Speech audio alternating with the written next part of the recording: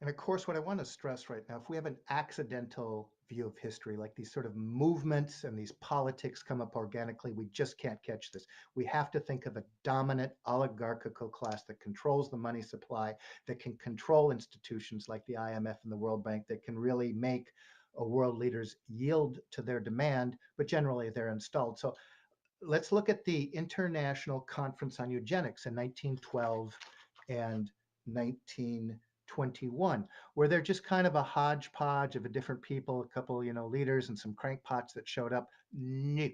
And I want you to look at the list, if you can see it, from both 1912. This is a who's who of power players in the world in both 1912 and the 1921. Now, again, 1912 is just sitting right before the beginning of the manufactured event called World War I. But you have Winston Churchill, Bishop of Oxford, Chief Justice, Lord Alverston, the president of University of Pennsylvania, the German vice president, uh, governor of Pennsylvania, uh, Alexander Graham Bell. Uh, I'm just getting started. Okay, that's 1912. And you have, again, in those same people involved, you have in 26, you got Hoover, you got Roosevelt, you got the head of the US military, head of US psychological departments, of course, the Harrimans, which is a whole nother story. So all the leaders of politics, industry, culture, are present. This isn't accidental. This is the oligarchical class putting all their eggs in one basket. We want to make eugenics part of an international education system and public policy throughout the world. We want to cull the herd and we want to get serious about putting Margaret Sanger's ideas into place. Now, of course, after World War II, they'd have to repackage eugenics into crypto eugenics. We've discussed that. They'd have to put it under the guise of social biology, biological ethics, um, genetic engineering, and so forth. Okay, so let's pay attention to this. Right after the eugenics conference, the plan for a world system based upon Malthusian principles of um, population control are going to be put in place. Let me repeat that. Here's the plan of the elites. There's a world system based upon Malthusian principles. Malthus and Darwin both related to and connected to the esoteric lunar society. So these have these deep foundational roots in Rosicrucianism and Freemasonry. Part of the great work involves this plan of creating this blueprint, which H.G. Wells is going to call quite accurately the open conspiracy.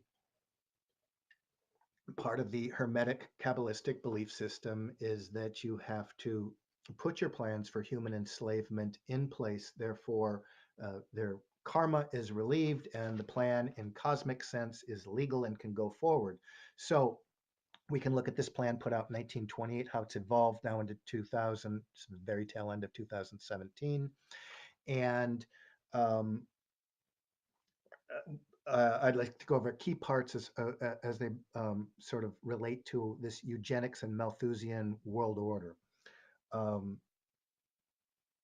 the complete assertion, practical as well as theoretical, of provisional nature of existing governments. So when they're thinking of existing governments, what is their relation to the whole of this world order system? Number two, to resolve all available means of conflict of these governments, to resolve all available means. So, under the name of peace, they're going to resolve the means of conflict. What does that mean? Controlling the economy, controlling the military, controlling the culture. Their military use of the individuals, their property, and interference with the establishment of a world economic system.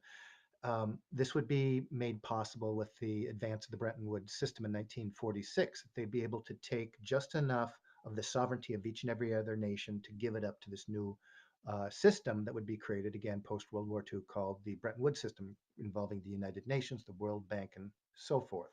Okay, so that's part of the blueprint. Check. Okay, with the world order system we have today. Number three, the determination to replace. And again, when you think of the United Nations, the central planks of it are the same as the planks of communism, which aren't much different because it's two sides of the same coin, fascism. It's this collective control of the individual. The subordination of the individual goes to the He's not responsible. He's not he's not an individual with inalienable rights, but somebody that is subordinated to the state, or in this case, the global state.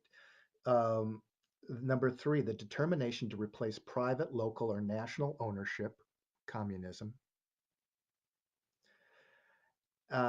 Ownership, at least credit, transport, and stable production by a responsible world dictatorship serving the common ends of the race.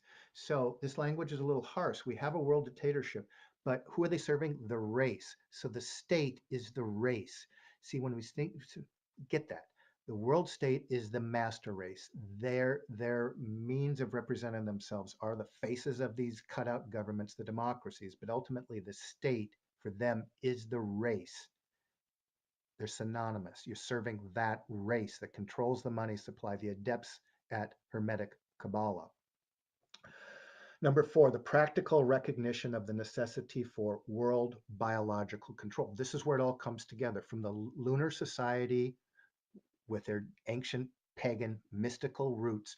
Now, with the method of science, it's going to come under the world dictatorship that exists. Why the world banking system? Why the world education system?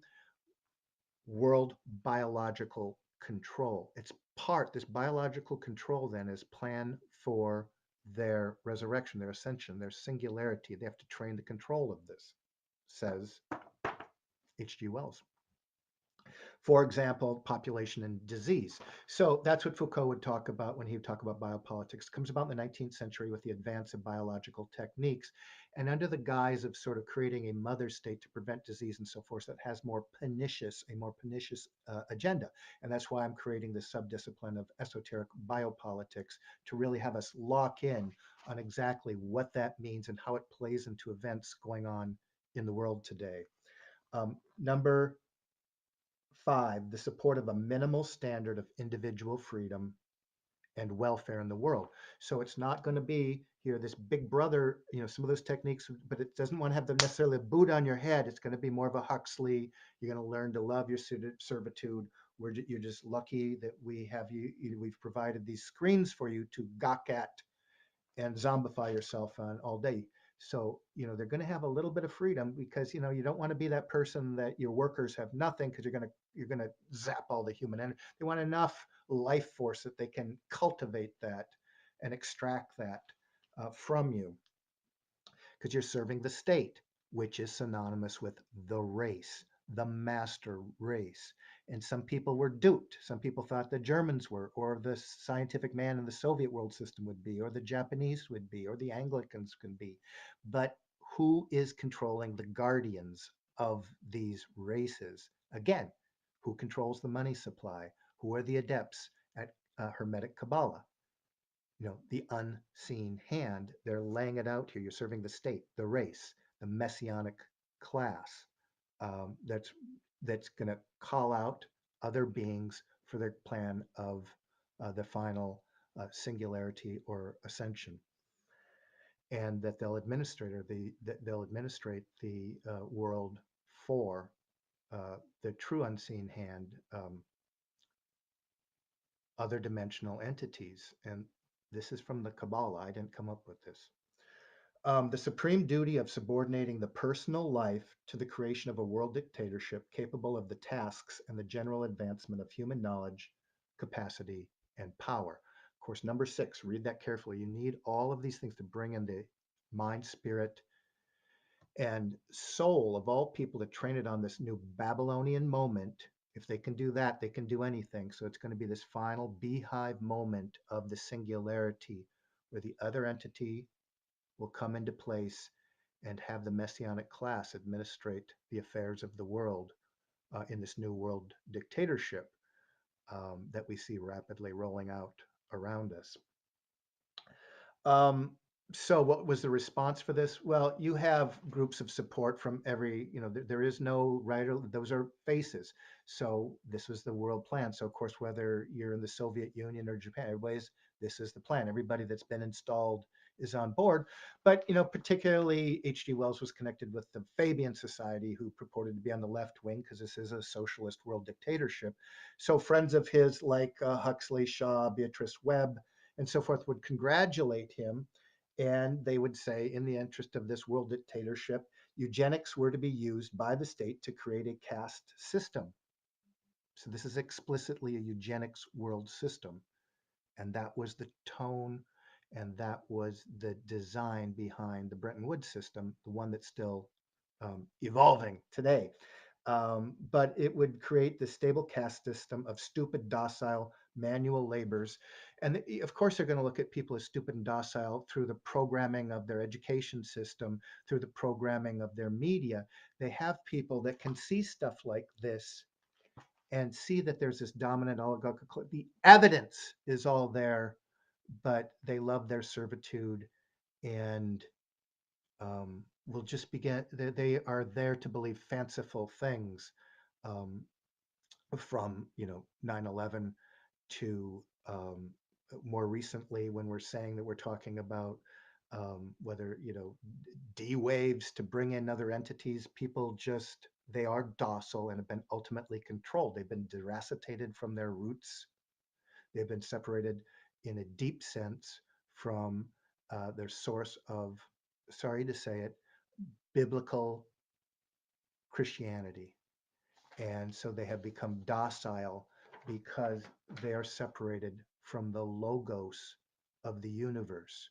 John 1 1, in the beginning was the logos, the purpose, the scheme, it's all there in the revealed plan that was able to create Western culture and create things like the Declaration of Independence that said the individual stands as the last piece of resistance to this world dictatorship.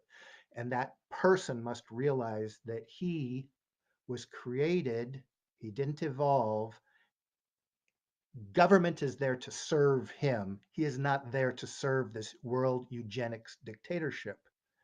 And every day, as these plans come out, and we have new scientists from Google to CERN to whomever these people are saying that we're all about bringing in the Lovecraftian old ones. They're putting the Kabbalah says you have to put it out there, and of course people are docile. They're just like, pass the nachos. What's the score?